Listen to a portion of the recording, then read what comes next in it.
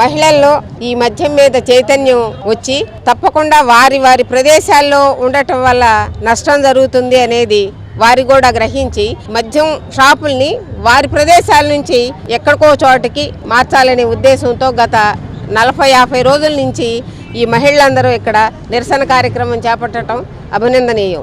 40 రోజుల పైనుంచి మేము చేస్తున్నామండి. ప్రతి ఒక్క మినిస్ట్రీ గారి దగ్గరికి ఎమ్మెల్యేల దగ్గరికి అందరి దగ్గరికి సీఎం వరకు వెళ్ళాం సార్. డిమాండ్ ఏంటంటే మాకు ఈ షాప్ ఇక్కడ నుంచి మార్చేయాలండి. ఇక్కడ నుంచి మాకు రోడ్ క్లియరెన్స్ కావాలా, బస్సులు తిరగడానికి మనకు కన్వీనియంట్ కావాలా. ఇక్కడే మాకు షాప్స్ ఉన్నాయండి. ఒక మార్కెట్కి వెళ్ళి పోనీ ఇటు నుంచి కాదు ఇంకో దారి అంటే వెళ్దామంటే మాకు ఇంకో దారి లేదండి. మెయిన్ పాయింట్ చేపల బజార్ ఉంది, ఇక్కడ బియ్యం షాపులు ఉన్నాయి, ఫోటో స్టూడియో ఉంది, మొత్తం అన్ని ఆల్మోస్ట్ ఇక్కడికే కళ్యాణ మండపం ఉంది, ఈ పక్కనే గుడి.